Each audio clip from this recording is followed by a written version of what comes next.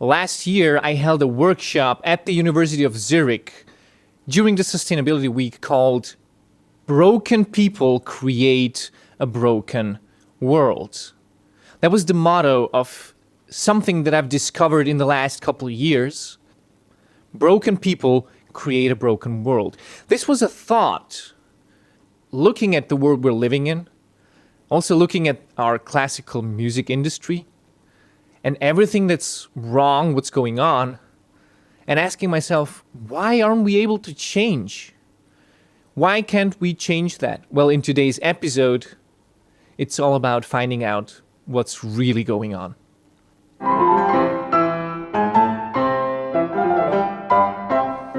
Hello and welcome to the Artful Maestro Podcast. I'm your host, Nenad Leonart, a harpsichordist and historical organist that has become successful with the help of social media, video creation.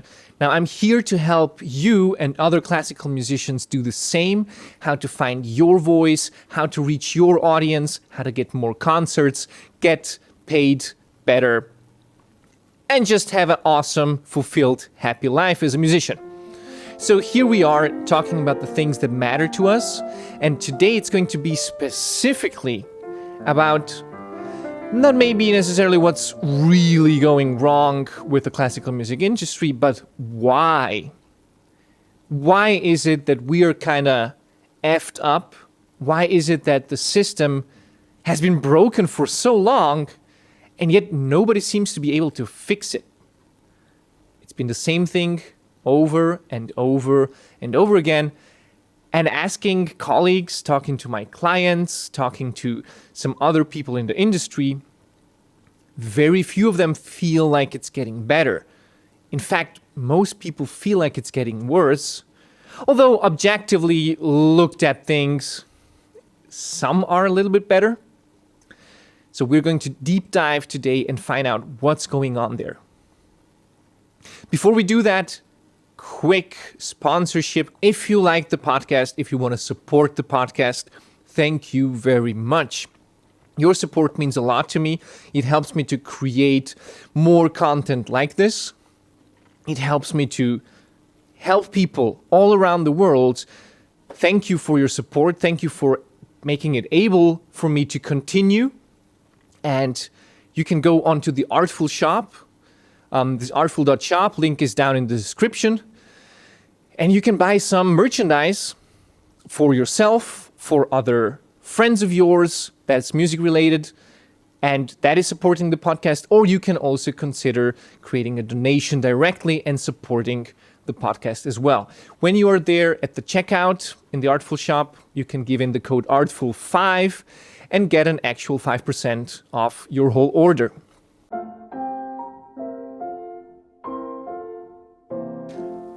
Now let's look at today's episode topic. Broken people create a broken world. That's kind of a really dark thing to say. And yet, every day that I get up and that I get out and see what's going on in this world, it's very clear to me that it's being led by people with issues. And these can be small issues. These can be issues that are found in their very youth, but they're completely shaping their perspectives, their decision-making, and so on. So if you don't know that, I have been studying as a classical musician, but after that, I have been doing a couple of trainings and certifications in the field of coaching, of personal development, and also a little bit of trauma therapy. So the more I did that, the more obviously I learned about myself, but also saw about what's actually going on in the people around me. And one of the people that I studied with, that I'm still studying because there's so much knowledge to be had, he's a psychology professor in Munich. His name is Franz Ruppert.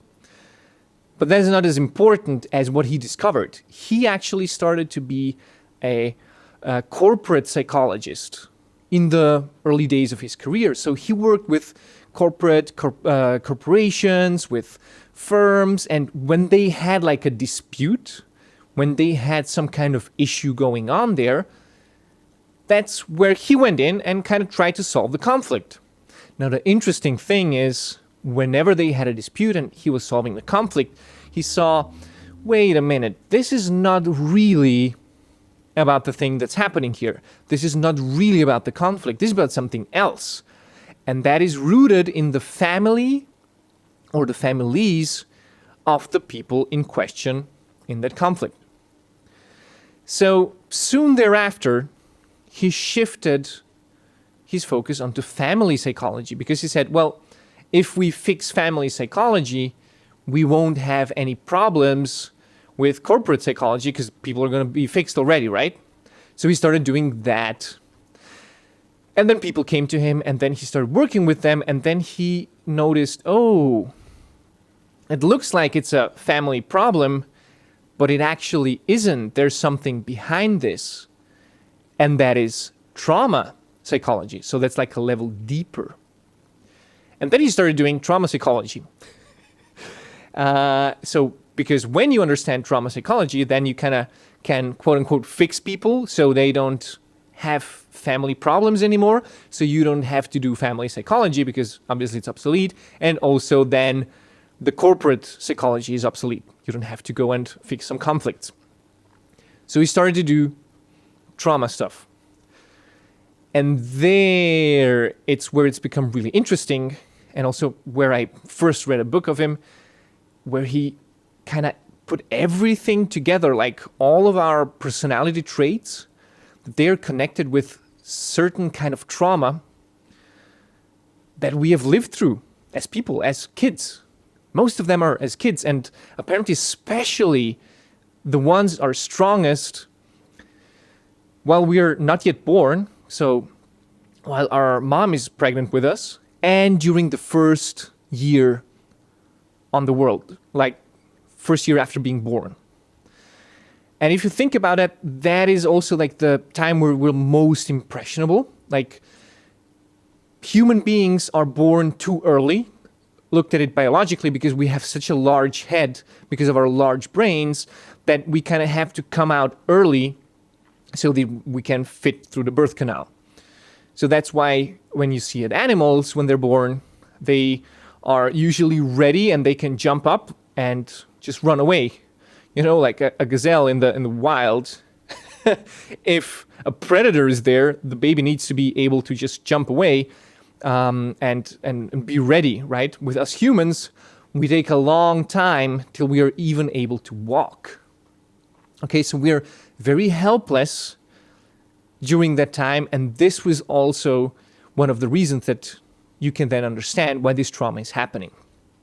Now, trauma is a really yucky kind of word, and when I work with someone, when I give presentations, when I have one-on-one clients, and especially with people who don't know me that well, they go like, trauma, that's not something that I have. Poor people that have trauma, really poor people, I really feel for them, but I don't, and I'm happy that I don't. And that's the most basic answer. The second most basic is like, oh man, like these people with trauma, they get on my nerves. Like they're always, trauma this, trauma that. Just man up, Like we all have bad things happening to us, but just, that's life. You need to go through life. You can't be crying about every little thing. And so that's the second type of people, how they react to trauma. Very rarely will I meet someone who is already familiarized with this topic and who goes like, oh, yeah, that is where the gold is. Because regardless of your reaction, what you think, I've been doing this for a couple of years. I was skeptical at first. I went away, had to come back. This is where the gold is. And looking at our topic for today, broken people create a broken world. Broken people are broken because of trauma. And guess what? Everybody has trauma. Just a couple people are fine with admitting it, but the majority isn't. And it isn't because they're, weak, or because they are trying to lie, or because they're trying to cover up something. It is because our psyche works that way, which is crazy, by the way. It's crazy. But just so you can understand what's going on here, let's talk about what our psyche does, like what's going on there. And we're going to do this short excursus with the iceberg principle. You've probably heard of it. If you haven't, that's a first for you.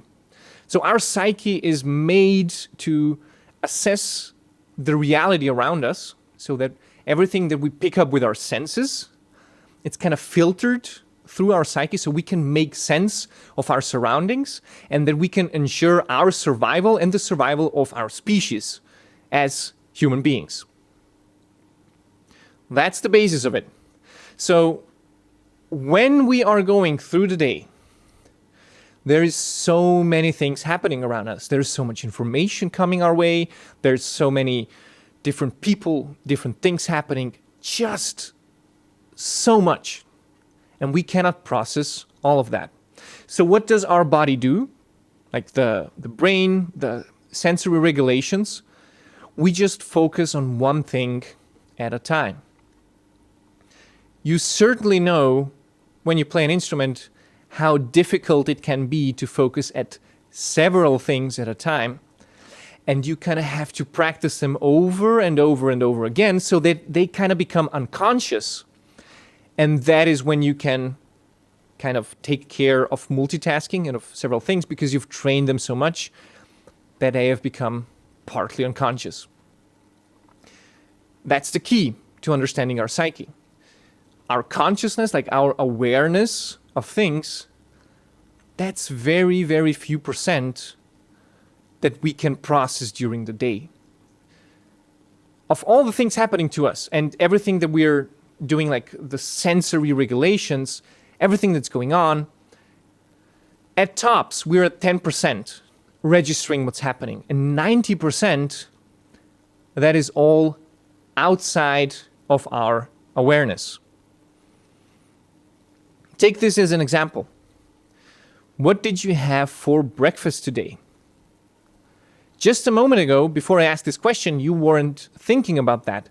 That was put somewhere in your brain because it's just not relevant information. It's not a relevant memory. Somewhere in your subconscious. But when I ask it, you can go ahead and access it maybe. And then you remember. So that is how awareness works. Partly. Because all the things that we don't deem as important to us or not as relevant, we kind of forget about it, or it's stuffed back down so much that we don't have access to it anymore. And now in the subconscious, even if you don't notice it, that it's going on there, it's always active.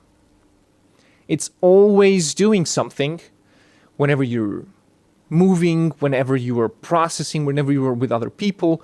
So many things are being regulated by it, just like your whole nervous system, how stressed you are, your pulse, your breath, your digestion.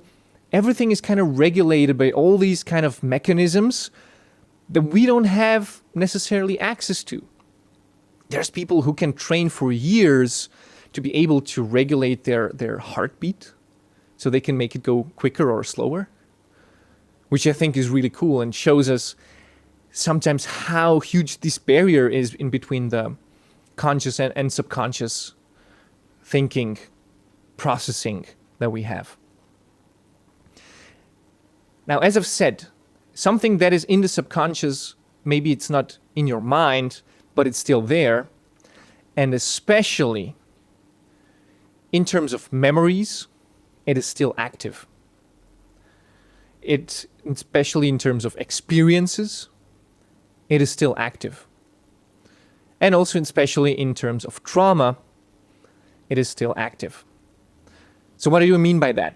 By everything that you've done, that you've experienced so far, you kind of pave the way right? When you practice a certain passage, you drill it down into your subconscious so that you can also perform it on stage when maybe your awareness is a little bit under stress and you see these lights going on and you can't really look at the sheet music and there's like sweat dripping all over your eyes and your fingers are sliding because of the sweat and everything that's going on there. They're not ideal situations. So that's why we practice so much, so that we can access it from the subconscious. And so it's always there, even when you're not on stage. It's still active in there, like the memory. And the same goes for all your kind of behavior. Every time you do a certain thing, you practice that thing. Every time you say a certain word or behave in a certain way towards a person, you practice that thing. So that is shaping the subconscious. And also our learning experiences, like our memories, and also like the traumatic experiences especially, because the cue with those is they are kind of core experiences, something that was so horrible to us while it was happening that we went like, oh shit. And then in order to go through that situation, we had to put in certain mechanisms in place, which we'll talk about a little bit later. But just so we are able to go through that situation. And then what happens is that the psyche splits this off, because usually the memory is so painful and so awful that we don't want to remember it. And we just kind of split it off away from our awareness. We create kind of like a part that's keeping that locked up. So there's, you can say like a wall or a barrier or like a chest containing that stuff, like, Pandora's box, like they have in the Greek mythology. So something is locked away there, so we don't have to remember it, but still it shapes our behavior. It is locked away from memory, so we can access it directly, but you will see that this shapes our behavior. And you know that. It's kind of like with physical trauma, right? When somebody goes through an accident and they have this injury and they maybe are not able to walk the same or to make the same movements, you don't necessarily see the injury that they have, but you can tell by their movement that they have had an injury, right? And the same thing is with psychological trauma. You cannot see inside of a person like what that thing was, but you can tell by their behavior that they are hurt in some way and that this is shaping their life. So they're kind of maybe limping psychologically through life. Now, the awful thing about this is when we look at somebody who has like a physical trauma, we go like, oh, poor guy or poor girl or, very unfortunate. With psychological trauma, as I've said already, we all have it. Like you can deny, everybody can deny, we all have it. And because of us having it, we kind of don't see it in other people. So when we see someone behaving in a certain way, our reaction isn't necessarily, oh, poor guy or poor girl. Our reaction is sometimes, why are they being such a dick? Why are they being like such an idiot? That's obnoxious. Stop that. And then we get into all different kinds of conflicts because here it is again, we have locked it up so we don't see at our own stuff that's locked inside. We can't see it. And that also kind of makes us blind for this other person's stuff. So we just assume that that's how they are. We don't assume that, oh, they have been hurt in some way or they have an injury, so they cannot behave in another way because of their injury. And we just go directly into confrontation. And this is happening all the time. So the good news is, this is really good news, you can actually work at psychological trauma and you can make it better. You can make it actually much better so you're not limping your way through life psychologically, but you can kind of reintegrate the wound. You can kind of heal it. Even though it's always going to be there, you can learn to behave in a way and live with it in a way where it doesn't take away from your life quality. And many people go through life and they notice, like the backpack they have, it gets heavier and heavier and heavier. It's so many burdens that they carry, and they lose out on so much of life. They lose life quality, and they don't know why. That's why. Because of compounding trauma, collecting more and more of it, not knowing that it's happening, putting it all in your backpack, and just walking around with it. That's what's going on. It's crazy. It's really crazy. And the reason why nobody talks about it is, here it comes, because it feels threatening to do so. It feels threatening to do so. Let's talk about why it feels threatening to do so.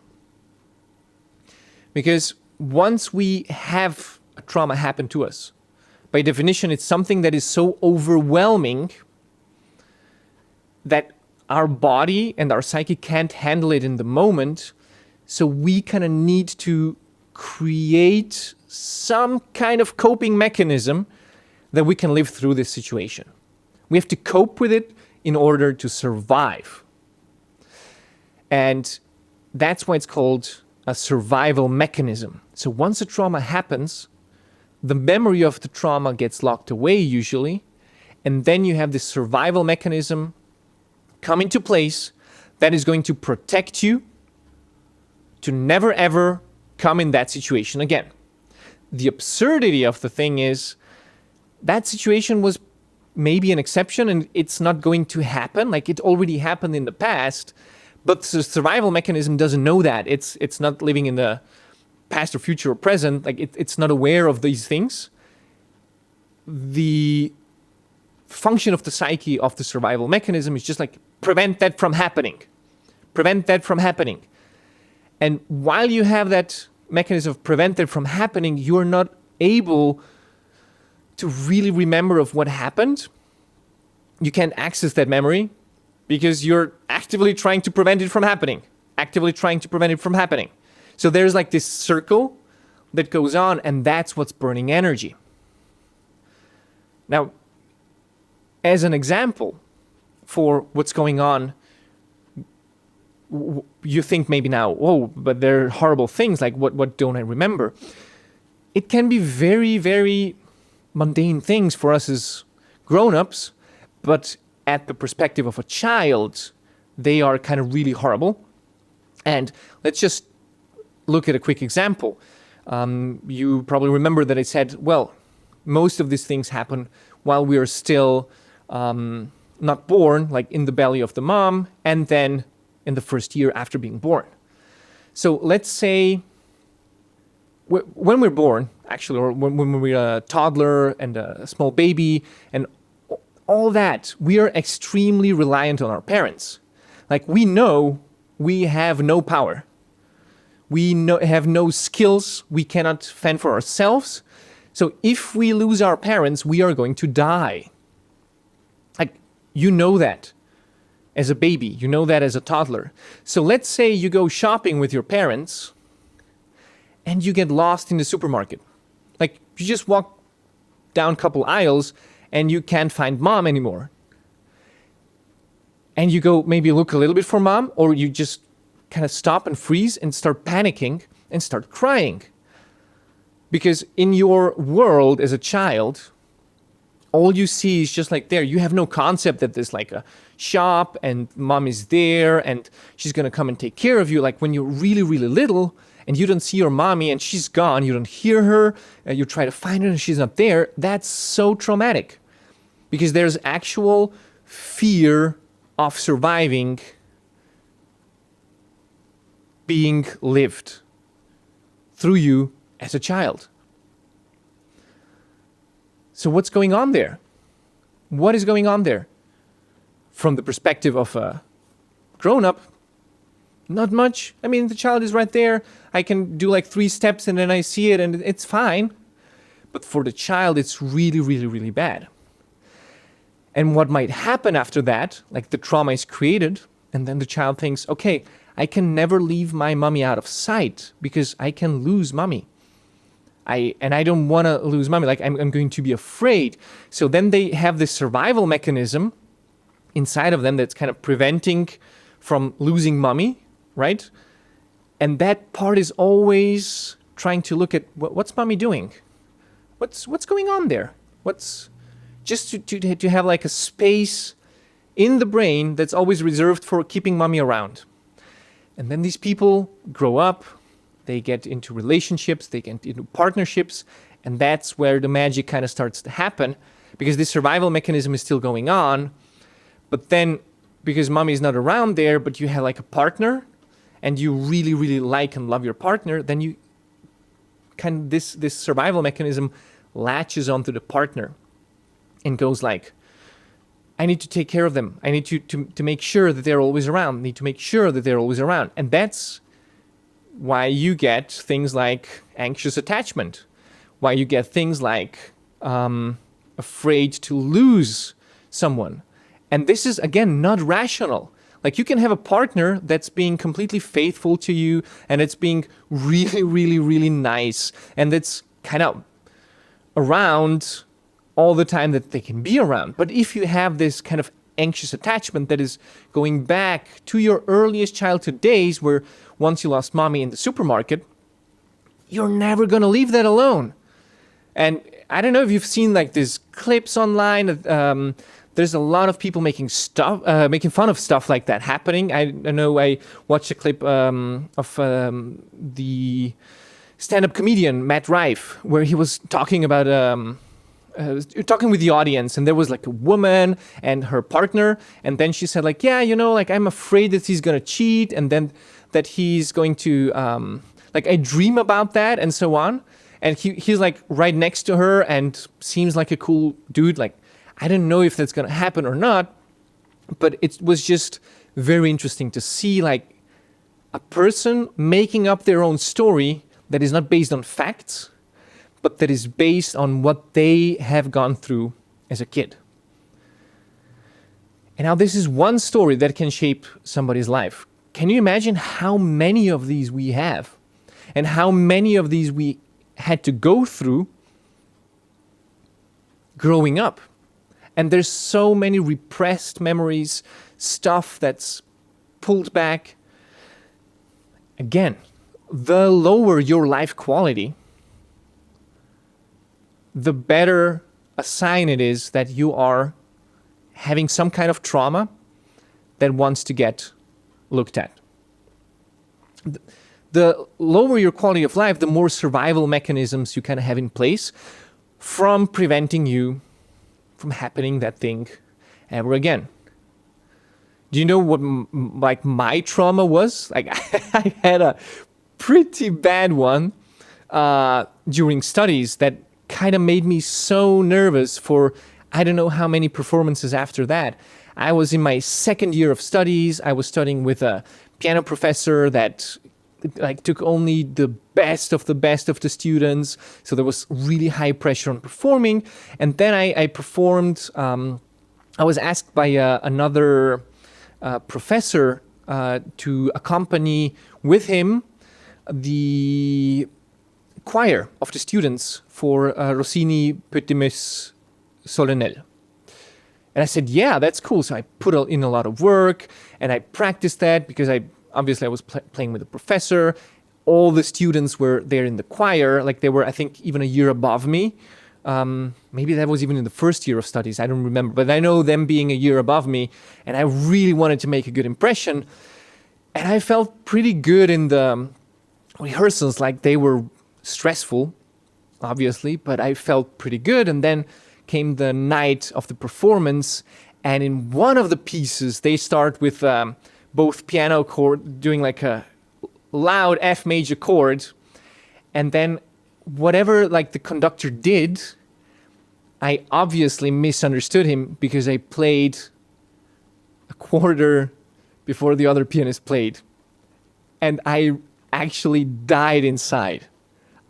I actually died inside. You know, like how when something like that happens, everything around you kind of gets dark and your hearing changes and your view changes and there's like this cold sweat going on and like heart beating, and I was just like, oh my God. I just did that in front of everybody. Like there was the whole school, there was the principal, the professor there playing with me, all the students.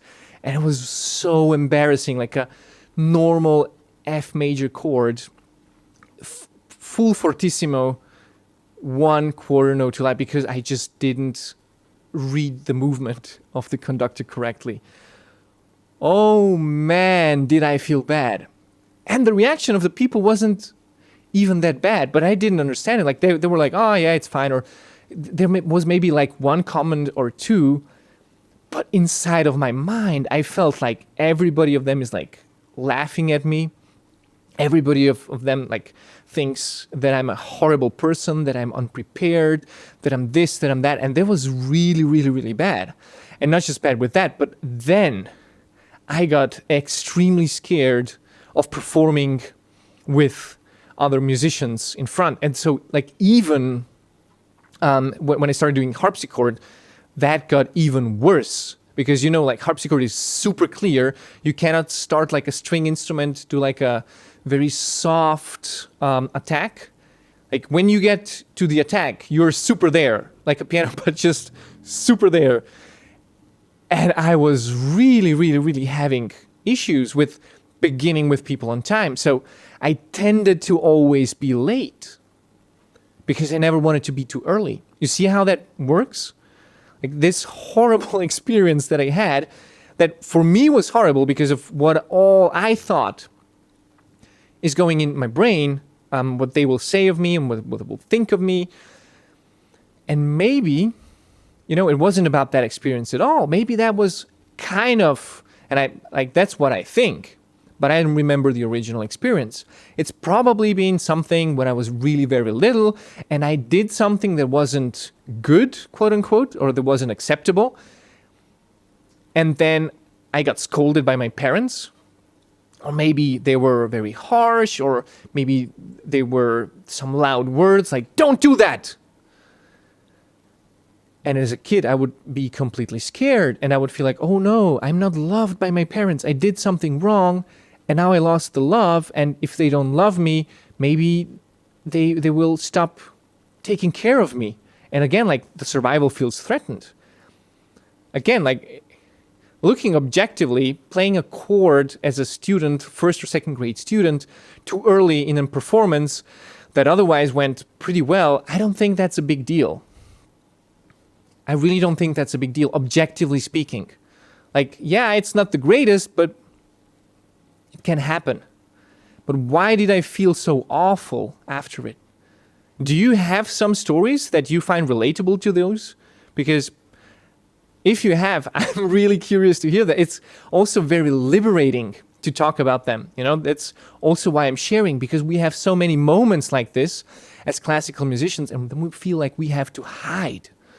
We have to hide these, and we will talk in another episode about hiding and about, you know, not being able to express ourselves and why this is going on, like why other people are actually winning when we are hiding.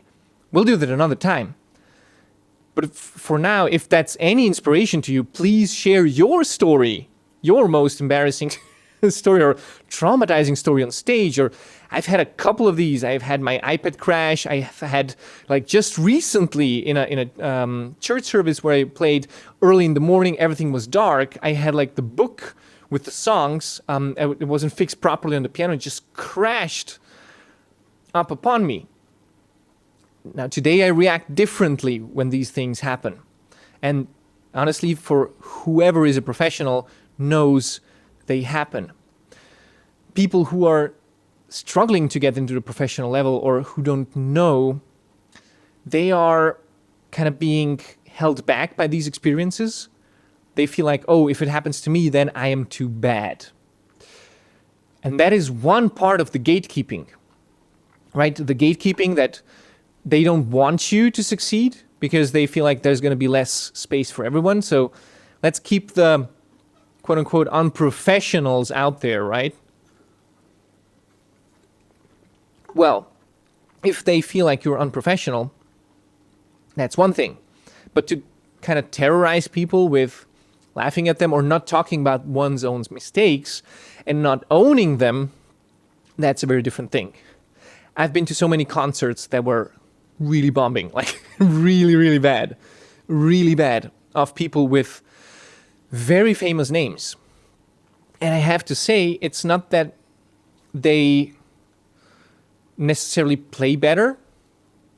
In most of the cases, why they remain to be famous is because they just learn to deal with it. They just say, okay, it happened, and they don't beat themselves up after that.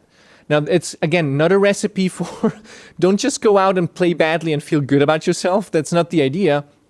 Like, put the effort in to present something so that it is presentable. But don't beat yourself up when something happens, because things are going to happen. And that's where we are. So these people that pretend that something is not happening the way it is supposed to happen, like that you're making a mistake or something, they are kind of part of the creation of the broken world. Like, they're not really helping us and the community go to the next level. And that is also because something in them went ahead and, like crashed and burned. So there's also some kind of trauma around that is shaping their behavior.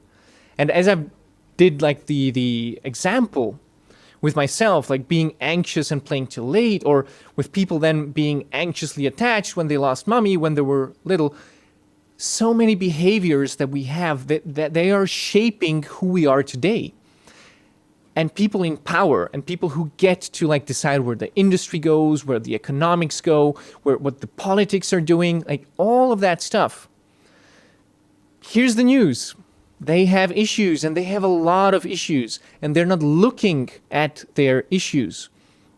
There's very many things that you can do, but actually the only one way that I found, and I've been doing this for over 15 years. I've been going for self-help books, going to seminars, talking to psychologists. I even went to therapy when I was very young for, I think, 2.5 years, which also gave me some kind of foundation of constructive thinking, of getting out of the depression that I was in after the divorce of my parents, like all that kind of stuff that happened.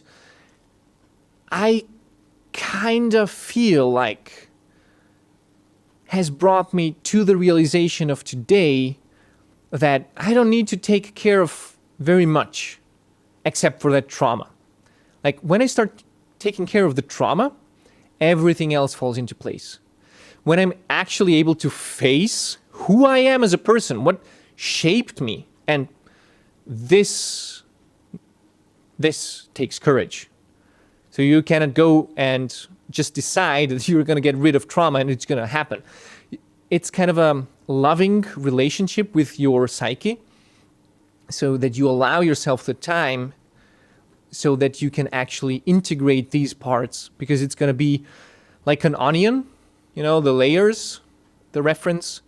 You're going to peel one layer, and there's going to come the next layer and the next layer, because that is how we have lived our lives. We have created layers over layers of resistances and survival mechanisms, different parts pulling us in different directions.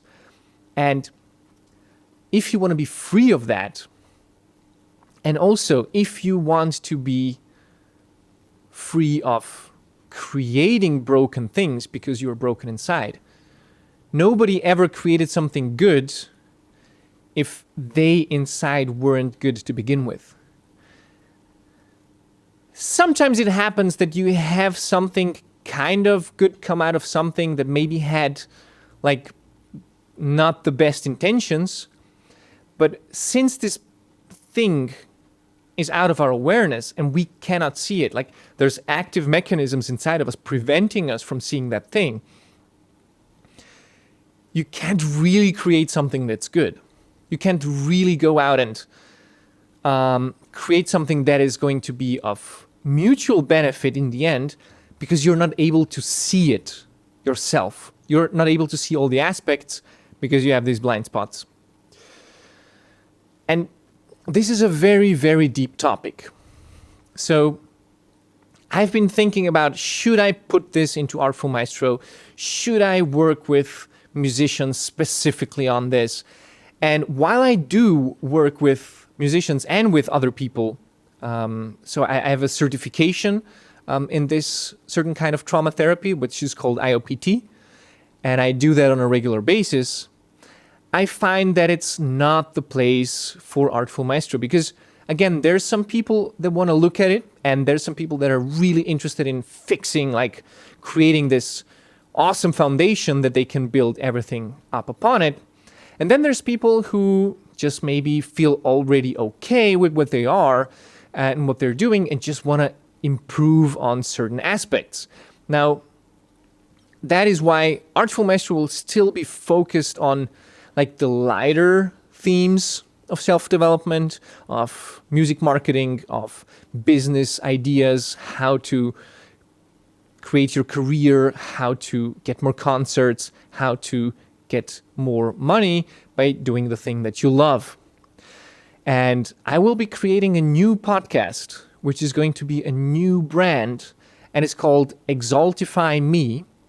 So this has been a project that I've been brewing for quite a long time. However, when this episode airs, the Exaltify Me podcast will already be existing. So you can actually go ahead and check it out.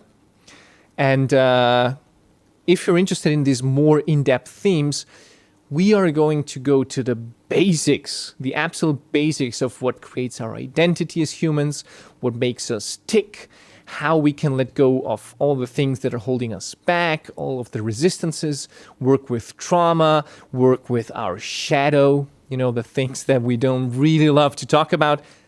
All of that is going to be in the other podcast.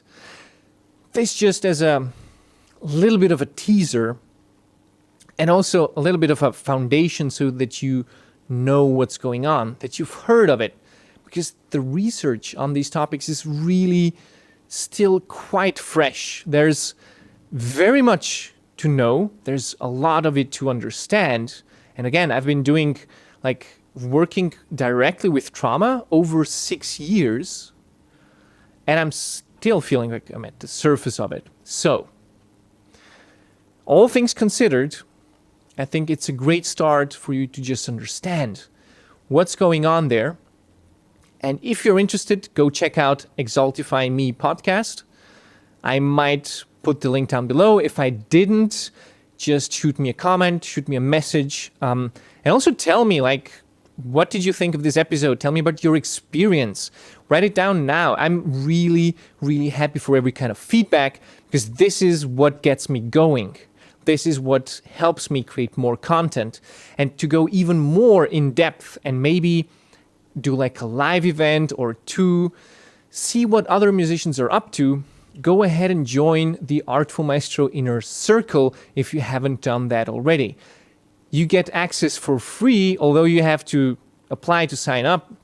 We're not letting everybody in, but it is a place that I specifically want to help classical musicians who want to grow as musicians, so they can go in there and exchange ideas, exchange experiences with like-minded people, and have a great time growing together. Thank you for listening in. I hope you got a lot out of this episode. I certainly did, just talking to you about it, and also, again, rehashing this material in my brain before I start out going in depth with it in a podcast format with Exaltify Me. Thanks for hanging around. Thanks for your continued support. Have a good one, and see you in the next episode.